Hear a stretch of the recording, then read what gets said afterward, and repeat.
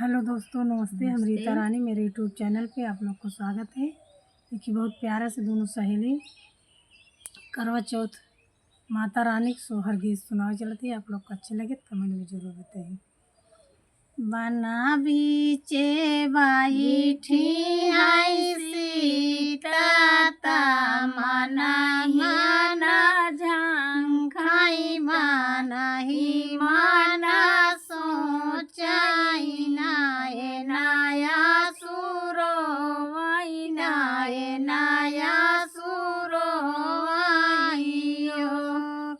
बना बीचे बैठी है सीता मानही माना सोचाई मांगही माना सोचाई नाये नाया सुरो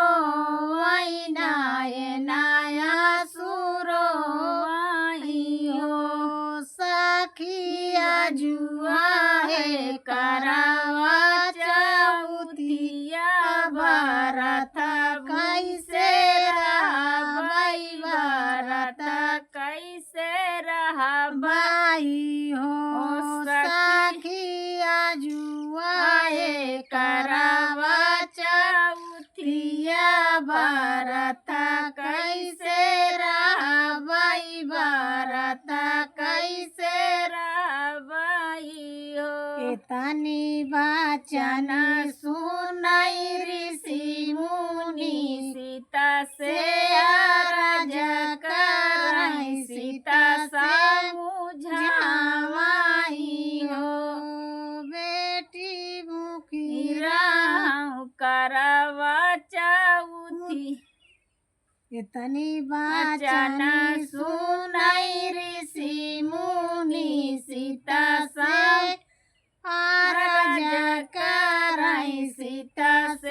अरज करई हो।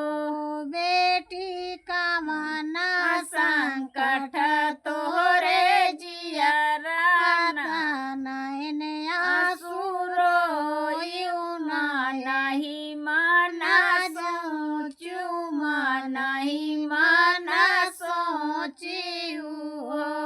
बेटी का मना संकट तोरे जियरा नाये नाया सुरो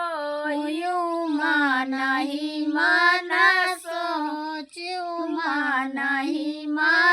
सोचियो इतनी बचन सुनई सीता तब ऋषि मुनि से अरज करई ऋषि से अरज करई हो।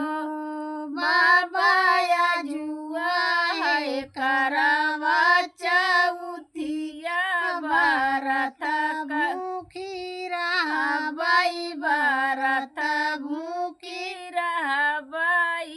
हो। बाबा जुआ है करवा चौथिया बरत भूखी रहबई हो। तुहई मोरी सीता से सीता तुहई दुलारई तिनी हो। सीता मुखी रहूं करवा चौथिया बरत पूरा होई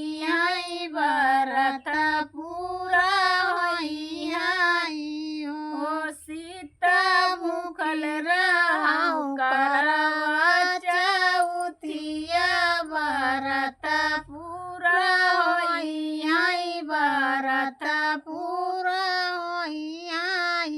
हो। बनवा में कहाँ पौबई चुनरी कहाँ पौबई करवा कहाँ पौबई करवा हो।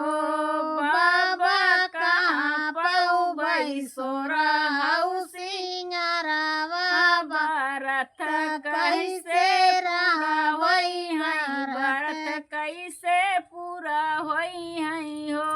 बनवा में कहाँ पाऊबे चुनरी कहाँ पाऊबे करवा कहाँ पाऊबे करवाई हो बाबा कहाँ पाऊबे सोरहाउ सिंगरवा भरत कैसे पूरा होई है भरत कैसे पूरा होई है हो आजू जाऊ तेहुआ बधा पूरा अपने ससुर माली अपने ससुर माली हो बाबा सासू मोरी लाऊ तीन चुनरिया सोरहाउ सिंगरवा सोरहाउ सिंगरवाई हो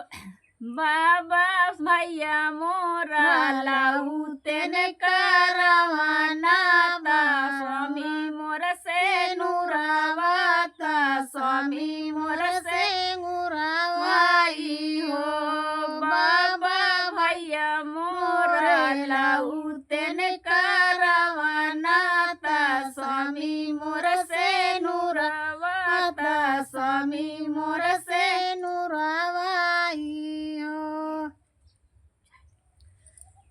बेटी सपने में आई तोहरा स्वामी भरत तो बेटी सपने में